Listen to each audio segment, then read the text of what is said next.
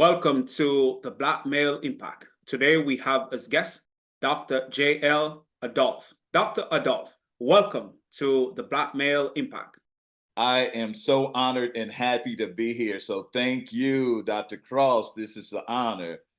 Man, it's So a pleasure. It's a pleasure having you here as we continue on this journey to make an impact, especially within our community and to inspire other Black men to do great work. But before we get into the conversation itself, Dr. Adolph is an assistant professor at Georgia State in English, and he's also the founder of Cipher, Dad Cipher.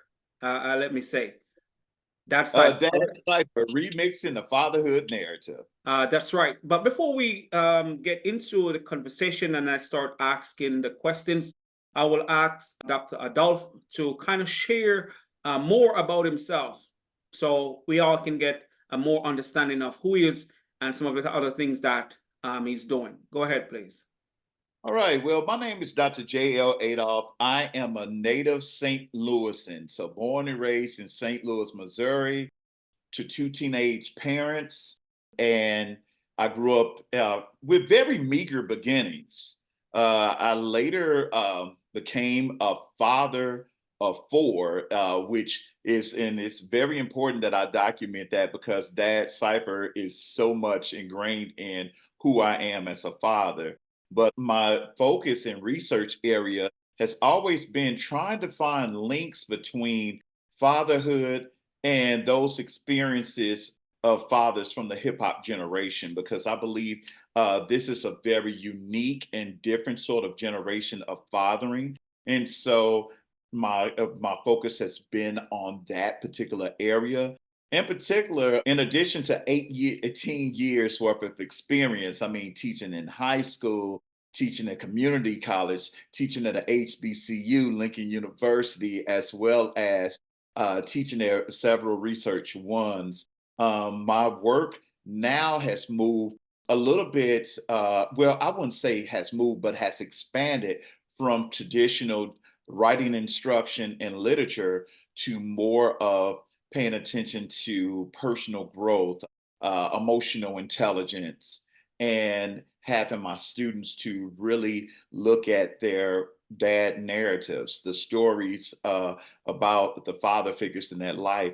And I use that in many ways to help them to boost their emotional intelligence, their career readiness, and trying to get them prepared not only for their career, but to live a holistic and healthy and emotionally healthy life. Right. Thanks for sharing that. And thanks for giving the listeners a more in-depth of who you are, because it's important as we go on this journey, this conversation, so they know a little bit about you and how this conversation ties together with what you're doing. So I'm going to go into my questions. And my first question to you is, what is the mindset that it takes to make a positive impact? I think the mindset that it takes to make a positive impact is really just wanting to see this earth or planet for the short time that we have, just wanting to see leave it a little bit better than the way that we found it. I really feel like that is really when at its most simplest form, how do I make this environment better than the way that I received it, and I believe that has really been my mindset. It continues to be my focus throughout my journey. Well, thanks for sharing that. And I think that is important as we continue on this journey, find ways to make a difference and try to leave the place better than we found it. Because if we have that mindset and show up with that perspective each day, we are more likely to do something that will impact the people around us and may the world in a positive way. Because if that's our focus, then what we do, our actions will reflect in what we believe. So I really appreciate you sharing that. And that's a great reminder because we are all here to make an impact. We just have to choose what impact we want to make with our lives and the time that we have here. And that leads me to my next question, which most of the conversation will focus around Black men and what we can do to make a difference. So, what advice do you have for the men listening and how they can play a role in creating positive change? Well, I would probably say if you want to make truly positive change, is you really have to begin with self. And this is very important because before I became an educator, I believed that whatever it took to be quote unquote great, or whatever it took to make an impact, I believed that it was going to be something extrinsic. It was going to be something outside of myself to sort of validate my existence and that sort of thing. But what I began to discover is what that did was put me in a position where I was always a people pleaser or trying to find validation from other people. So my word of advice is for first and foremost, begin to figure out what it is that is your truth. What is it that you really want in life? And for me, I had to first, in order to step in, I believe in order to step into your purpose, one has to do a deep journey from within. And I really had to begin to do therapy, mental health. And when I say therapy, it wasn't just talk therapy at the beginning. It was really beginning to have conversations with other Black males, like my barber. For those who are probably looking like, oh, he has a barber. Yes, for the beard. But anyway, so like my barber. And then it was like I had a lot of catharsis through hip hop lyricism and the stories of Black men in rhyme form. And then after a while, I began to seek something, the deeper and deeper I wanted to get into myself. Then I began to get mental health and that sort of thing. And it changed my life. So, my advice for any Black male is to really do a deep exploration into yourself. Like Socrates said, know thyself. And once you begin to begin to really learn about yourself, I think that opens you up to help others discover their truth. Well, man, you share a lot of knowledge in your response, and I'm going to start from, as you mentioned, self, which I believe is important, and that's a great reminder, especially when we're thinking about creating change. But I want to touch on two things that you have shared, and whilst I'm responding to you, if you have something else that you want to say, please go ahead. You talk about the external validation and pleasing people. And I think at times as Black men, if we grow up in an environment where no one affirm us at times, that sometimes lead us to try to please people or make sure whatever we're doing is validated by outside. So we're always looking for external validation. But that goes back to what you said about self. Once we know who we are, we don't have to look and seek validation from others because internally we all have greatness, we all have something to contribute. But a lot of times we don't take the time to learn who we are. And please, if you want to chime in back to this conversation, please do. Yeah, I would just to add on really quickly. I think it's hard for us to really find out our own truth because we live in a world with a lot of distractions. We live in a world where everyone is connected, where television programming is 24/7, social media is 24/7. We are inundated with all of these external messaging that we don't really get to a place where we have a moment of silence to really hone in. And I think a lot of times, sometimes we as black men, sometimes we get so engrossed into that outside noise that I think we begin to sometimes even be afraid to be alone in our own thoughts. Because I think we live in society with where we're overly stimulated with a lot of different messaging. So Well, yeah. well, that is true. And from us thinking of all the things or what people are going to say.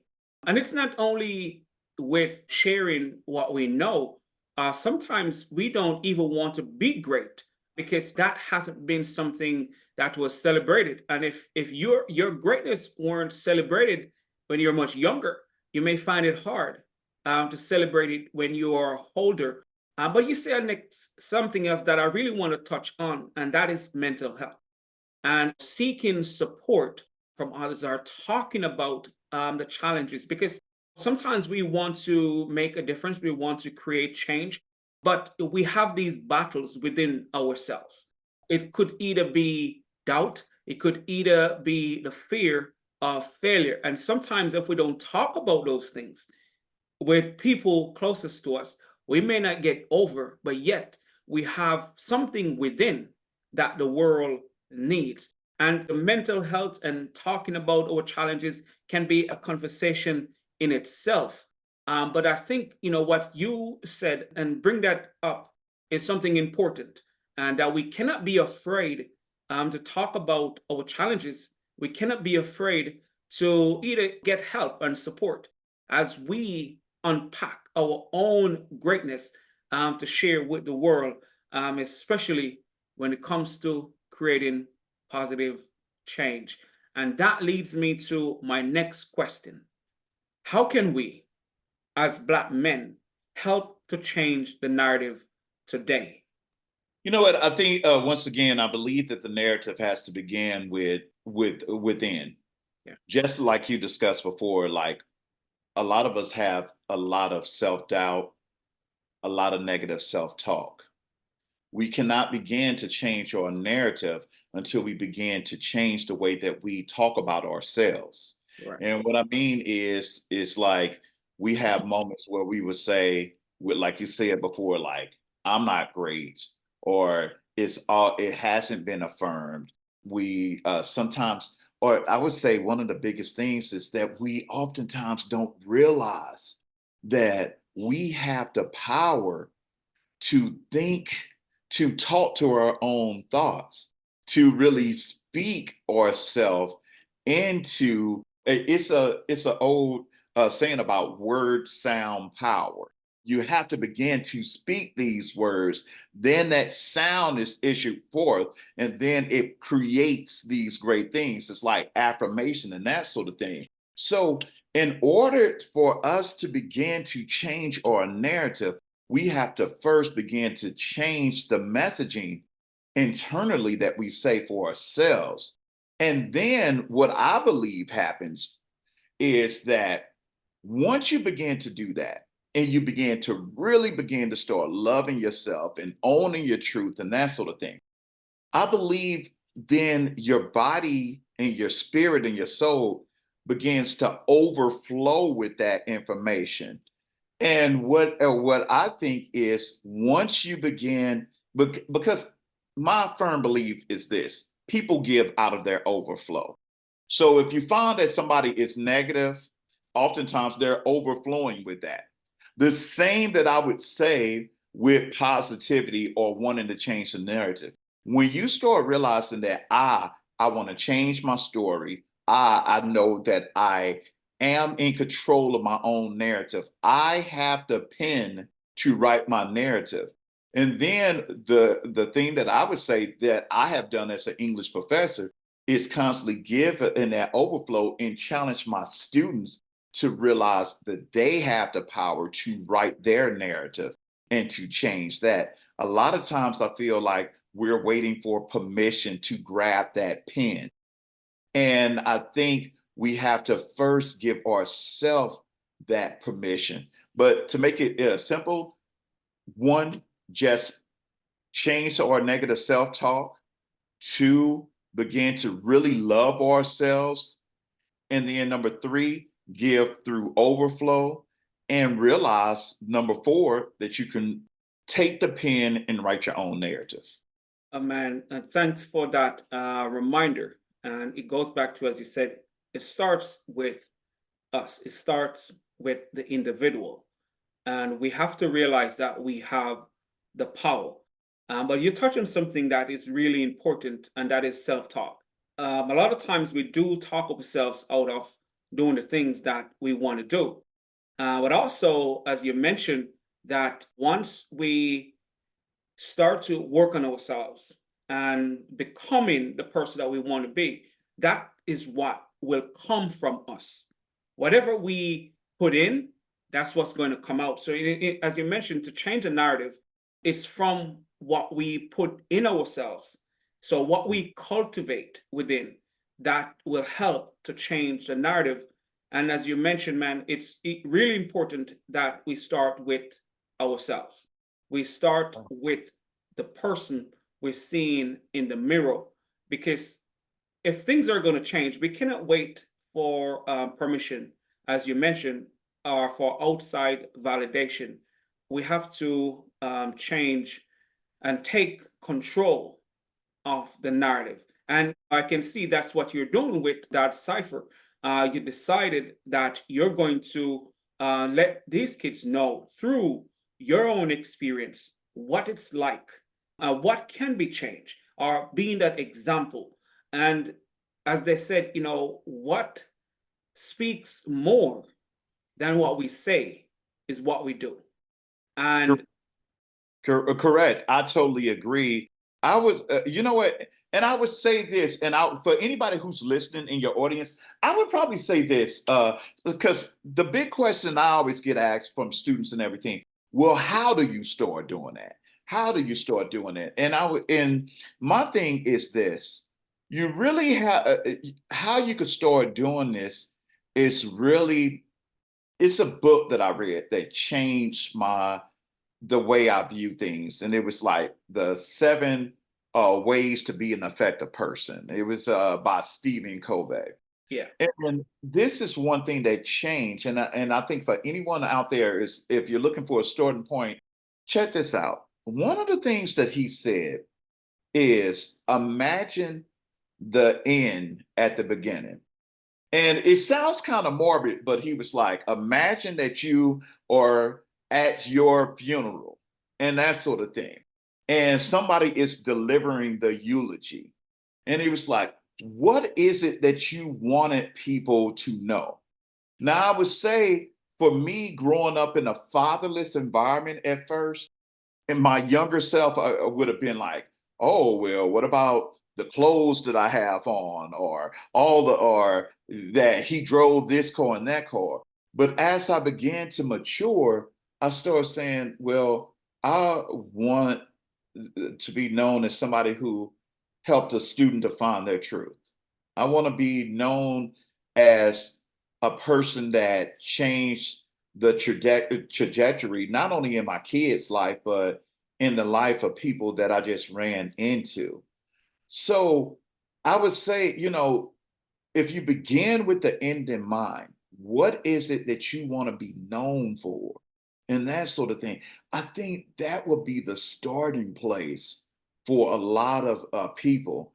And for me, like I said, growing up fatherless and that sort of thing, it was something that I had to really dig deep and start figuring out what is it that I was missing. For me, Dad Cipher was so important because growing up fatherless, I needed that black male right. to give me some sort of blueprint.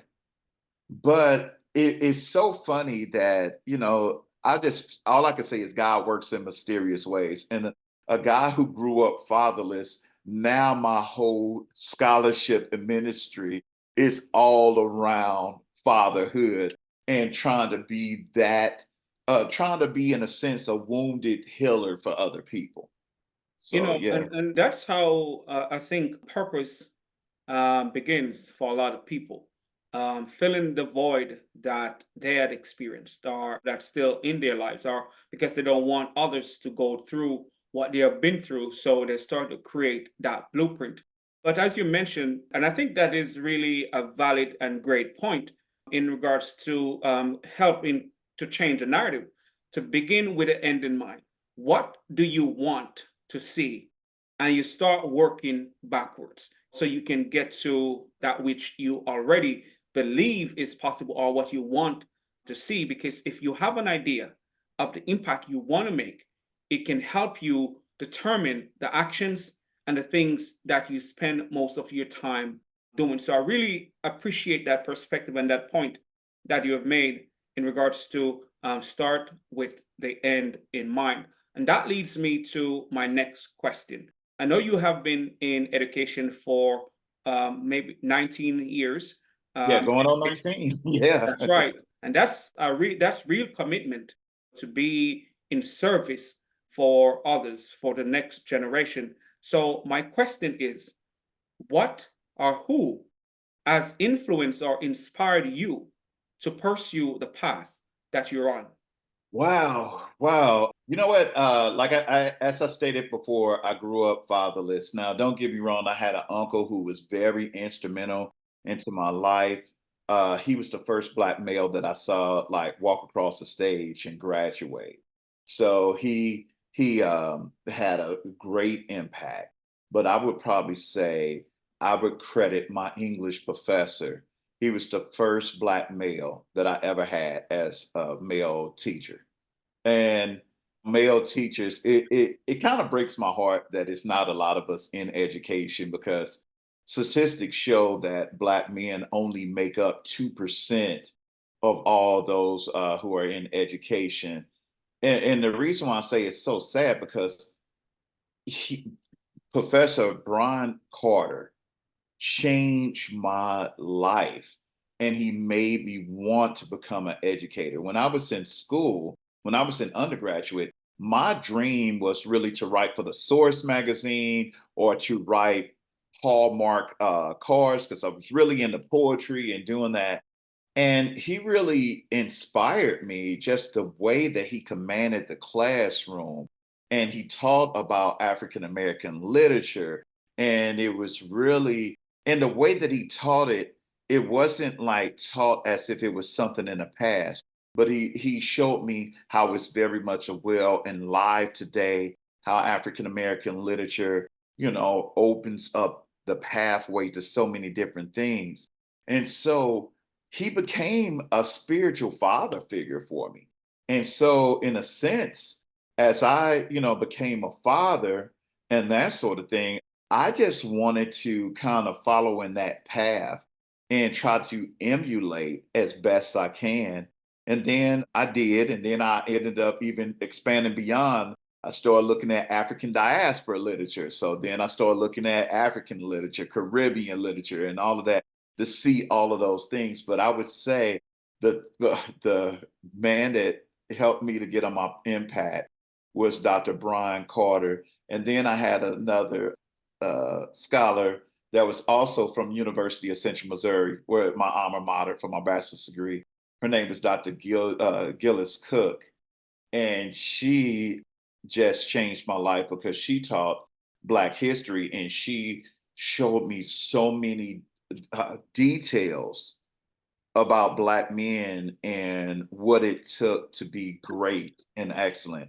And I would probably say from both Dr. Gillis and Dr. Brian Carter, it really forged a path for me to go down this 19-year road. Man, we all have people in our on our journey that really inspire us. And thanks for you sharing that it started after you had your first English teacher, and Mhm. that happened in college. But as you mentioned, where it's only 2% of Black men in education, so that in itself shows your interest in inspiring the next generation, especially young men, because they see you and then they can see themselves Mhm. to become whoever they want to be. It doesn't have to be that they become teachers, but research also says that if Black male have a Black teacher, they are more likely to graduate. And I think it's because now they can see through the Black male teacher the possibility of achieving more than what they may be seeing in their immediate environment or what narrative that they are being exposed to. And I think it's important that we have those people around us. But let me ask this question: being that you are have been teaching English for a while, do you have Black male students come up to you and say, "Man, you know what? I want to do the same thing that you're doing"? Yeah, I have some Black male students that, especially those, I have those who want to become educators and that sort of thing. And I have mentored them, and we talk about the trials and tribulations. At Georgia State University, I'm also part of Black male student mentoring. So we have quite a few students that we really kind of take under our wing, and we kind of tell them the hidden curriculum about what it means to go through school. And for those who don't know, well, what is this hidden curriculum? It's basically for Black males. A lot of us, especially if we don't come from those different environments, we don't really understand how to do school. Like, how do we go to office hours? How do we make sure that we connect with our professors? How do we get internships and that sort of thing? So I would probably say I have quite a few students that I have mentored. And believe it or not, they have helped me out as well, because what you find is when you become a mentor or you impact a young Black male, you become impacted as well, because it keeps me recycling and learning what the younger generation and the different challenges they are facing. And it helps me to better modify my messaging. So just like I teach and mentor them, they also become my educators. So it's a cyclical relationship. I like that. Well, I think once we take on the role of impacting other people, it forces us to be better. You Yeah, know, I because agree. we want to be our best selves to those who we choose to serve or to impact or to mentor. But I just wanted to hear from you, because I know sometimes by being exposed to others who are doing a particular work, it may inspire those who are around to want to do the same thing or want to find out what it takes to become whoever or whatever they are exposed to. And that leads me to my next question. What is your perspective on the current climate of Black men in society today? I mean, wow, that's a loaded one. I was thinking about this a lot. First of all, it's important that for the listeners and that sort of thing out there to know that Black people as a whole are monolith or not a monolithic group. I mean, we all have all different experiences, all different perspectives, and that sort of thing. But with that being said, if I'm looking at the climate, I would say of Black men who are Zoomers and those born in 1996 to 2012, I would probably say they have a lot of outside noise that me from Generation X did not have. I was lucky to be born in Generation X, where I was old enough to remember life without technology and also young enough to have an understanding of how technology works now. So, one of the biggest challenges that I would say that the Zoomers are facing is they're being bombarded with so many messages from social media, from pop culture, from the different, these young people have dealt with like COVID. They have witnessed George Floyd, and they have seen all of this information up front. My biggest concern or the climate is it's just I'm concerned if we can have a moment where we can really focus on self-care. And I think what I see sometimes with some younger people is sometimes it's a push for self-medication. It's a push to do all of these things of escapism and that sort of thing. And it's not a real true self-care, like meditation, like going to therapy, like basic exercise and that sort of thing. I just would like I would say with the current climate, they're so tuned in. I think my biggest concern is what happens when they don't have moments where they disconnect. And I think it's important to disconnect yourself from all these different messages so you can just do a self inventory Mhm. about really what's going on and what's really important. And even though I'm born in Generation X, I have to even be honest with myself. I have to sometimes check myself. If I get up at 3 o'clock in the morning, I find myself just scrolling through TikTok. And then I was like, hey, what am I doing? I have to, but I have to remind myself. But that's where my discipline has come in. I'm very concerned about young people that don't really have that discipline yet to disconnect. That's my biggest concern about the climate right now. Well, you share a lot of different perspective that I do believe affects us and affects the young people from COVID and the bombard.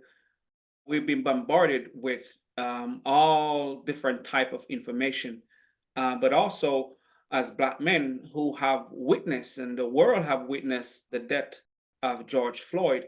Yes, it can have traumatic impact on Black men to think that, man, our lives don't matter.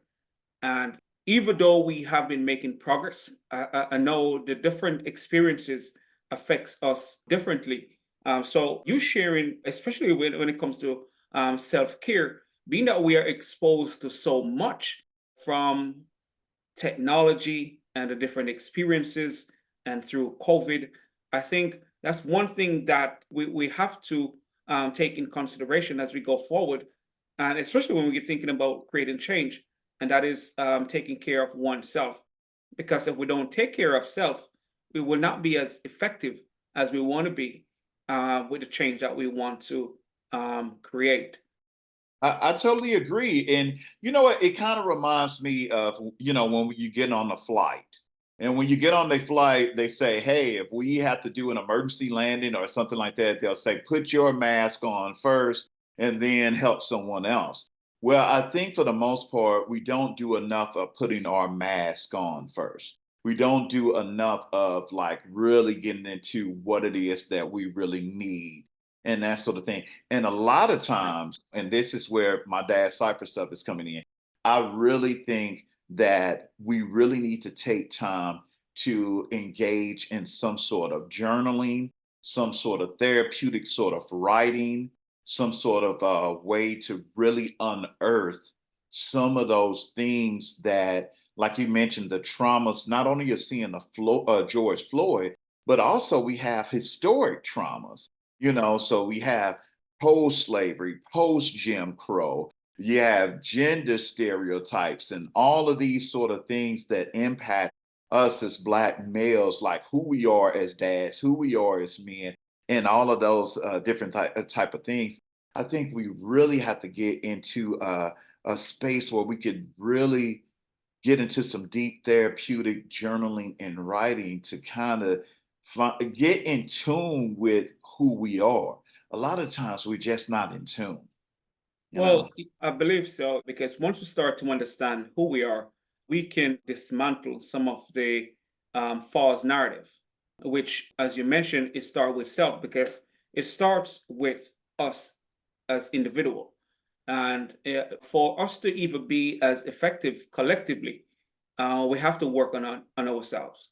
We have to work on who we are. So, and it goes back to, man, what you have shared earlier about self, which I believe is really important, as we continue on this journey to make an impact. Because if we are still bombarded by the trauma or the false narrative, it's going to affect almost everything we do. It's going to affect what we focus on. It's going to affect even how we work with each other. Because if we don't trust ourselves, then it's going to be hard for us to trust each other.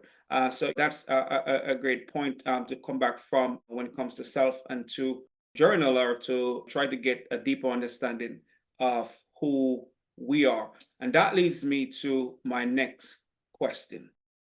What change do you want to see in general amongst Black men? Well, one of the biggest changes that I would like to see us really do the best that we can to heal whatever father wounds that we may have. I think our very first educators and teachers began with seeing another male that looks like you. And I would probably say the biggest change that I would like to see us do is to really take the time to mentor, take the time to father, also take the time to heal ourselves from those wounds. And when I say father wounds, what I mean is it's not necessarily be having an absentee father. You could very well have a father in the house, and that person could be abusive, they could be emotionally absent, and that sort of thing. I think we have to begin to start healing from whatever those things. And even if you had a perfectly imperfect father, there are still some traits and some characteristics that you don't want to carry on to the next generation. So, my thing that I would like to see us change is I would like to see us become more cognizant of what our generational curses have been and become more active and looking at trying to heal or address those things, because family heirlooms are not the only thing we pass down. We pass down trauma. And so it's going to take one of us to really make that change. And I'll just say this really quickly. I went to a father conference about 5 years ago, and I forgot the speaker name, but what he said had a profound impact on me. He said, do you know that a good father, and I would probably say a good male mentor, all of that that falls under that, he said, can impact 5 generations behind him. Wow. And I started thinking about that. I was like, wow. So that's not only my kids, that's my grandkids, my great grandkids, and great grandkids. And I was like, wow, to think that you can have that impact by the paradigm that you put in. Imagine if each generation improves upon what the previous generation did. I think that's the change that I would like us to see. If you see is some sort of generational curse or something that you know wasn't right that would pass down, I would like you to focus on that to improve that so that your kids and your grandkids and people behind that will not have to suffer that same thing. Well, Mike, that's really great, because we have to see ourselves as the change, despite our experience. As you mentioned, we may have to be the one to heal the father wounds that we have, and decide that, you know what, not because I've experienced this means my kid's supposed to experience what I've experienced. I'm going Mhm. to make sure they don't experience what I've experienced. And as you mentioned, it's not that it's always not having a father in the home. Fathers could be there, but as you mentioned, they could be absent or abusive. And sometimes that abuse comes from them being abused. Sometimes Yeah. we're not even realizing that they didn't have that experience. And we have to realize that, oh, you know what? Maybe I can change this narrative. I can change what my kids experience. I can change what my kids see as possible.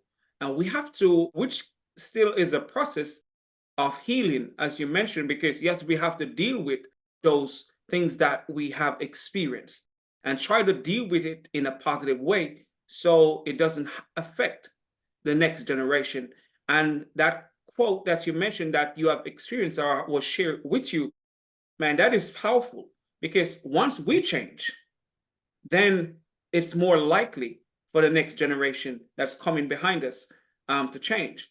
Well, so we have to be cognizant, as you mentioned, of the fact that we can and we have the power to do it, but we have to do it consistently because it's not just what we say to our kids or those around us, being that we are mentors, but what we do consistently.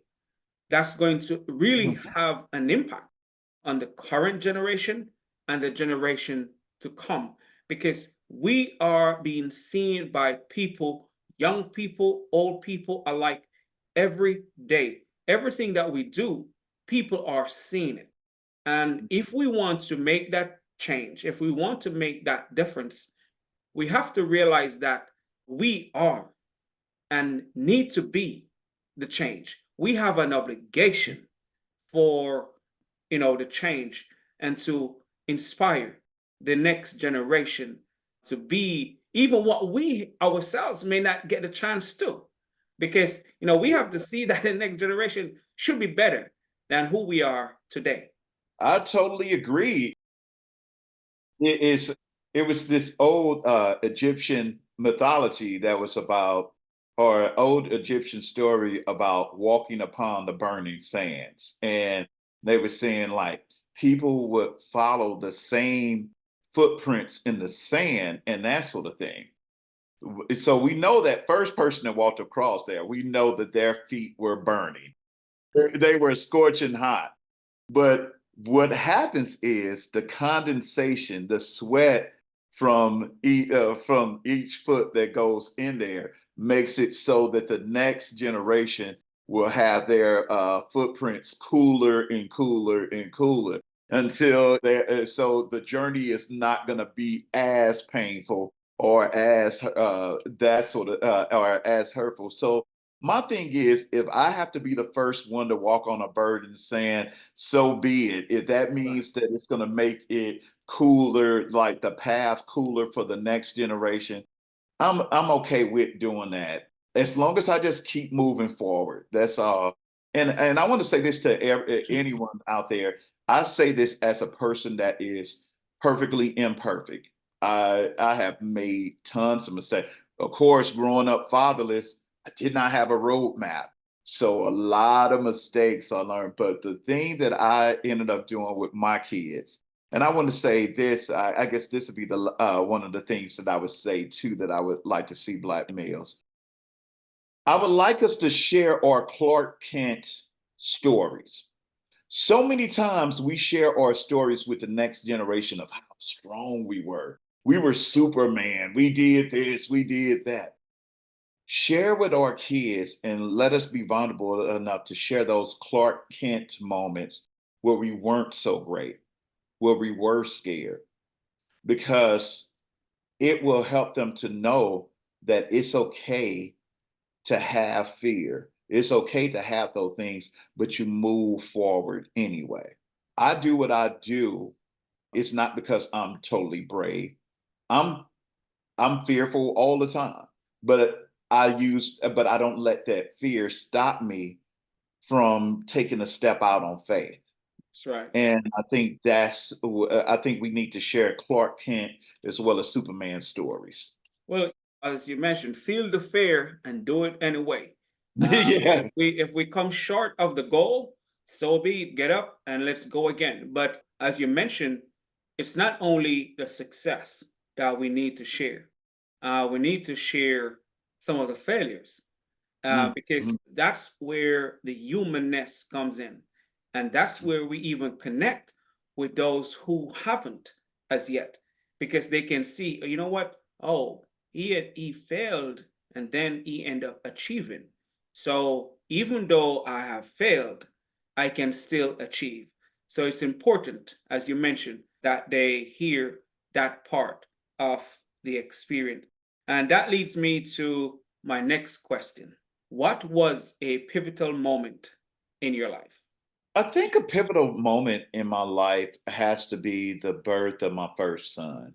It was a pivotal moment because before then I was free to, and I kind of went from job to job and that sort of thing, and wasn't really happy, wasn't really stepping into purpose.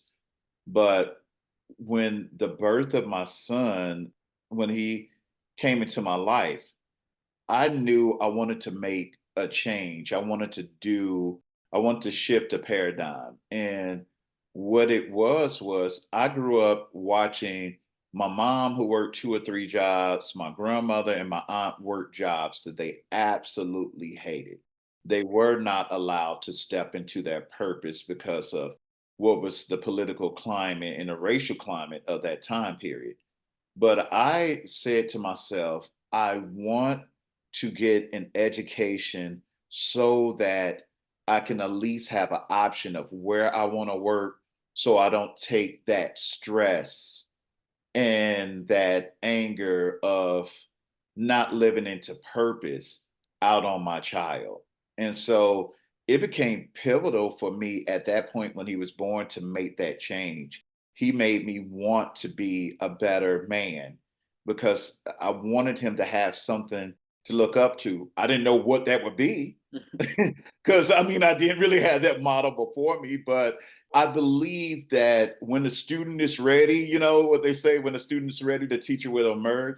And when I was ready, Dr. Carter was there as the first Black male educator.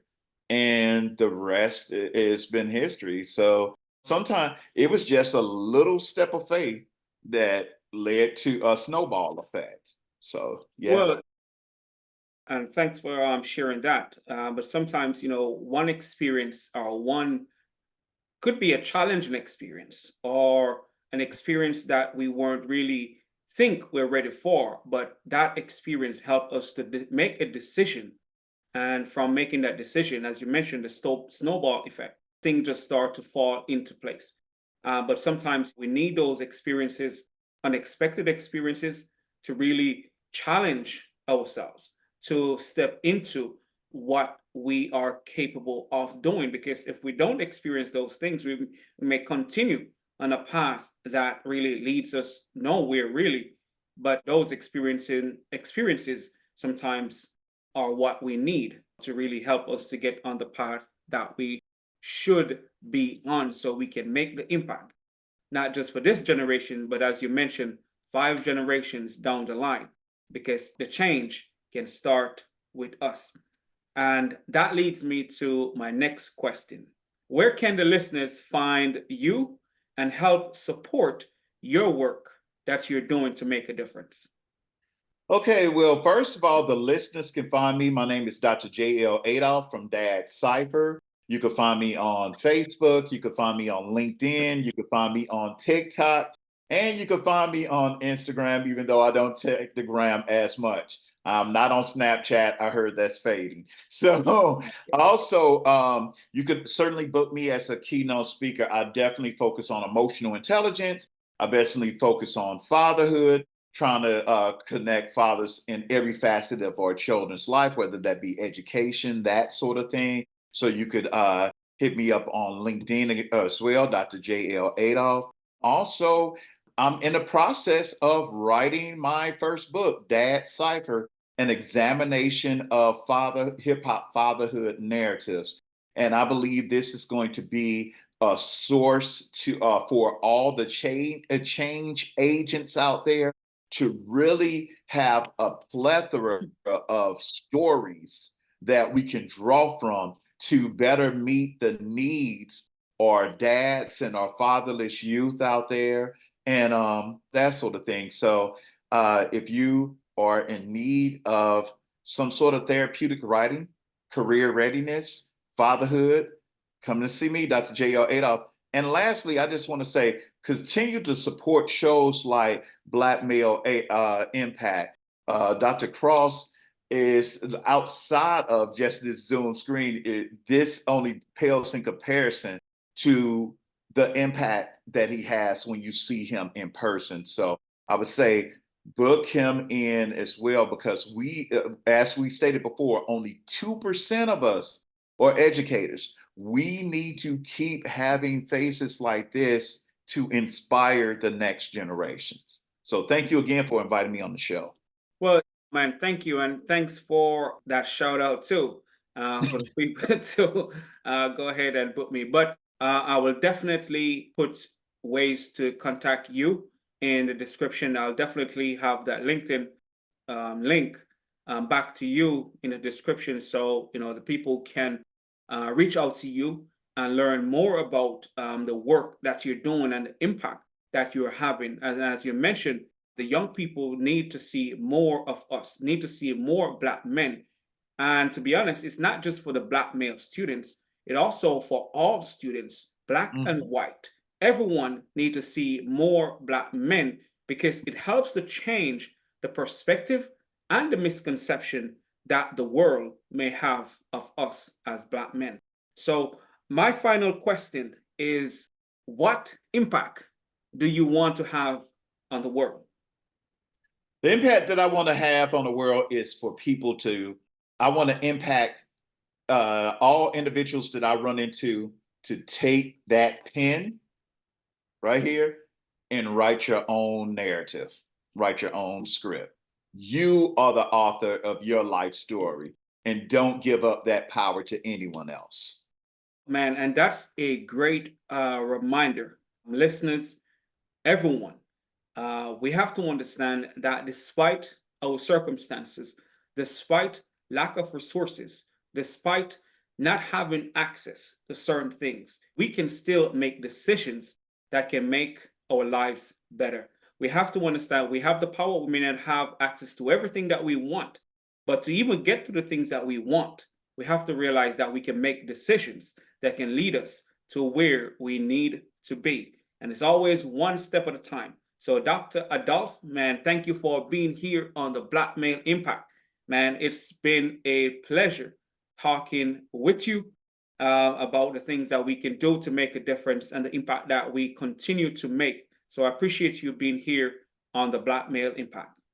This has been super dope. I want all the listeners out there, make sure y'all click subscribe, go ahead and request them on Apple, all of that stuff. So Dr. Richard Cross, man, he's a Black man making an impact.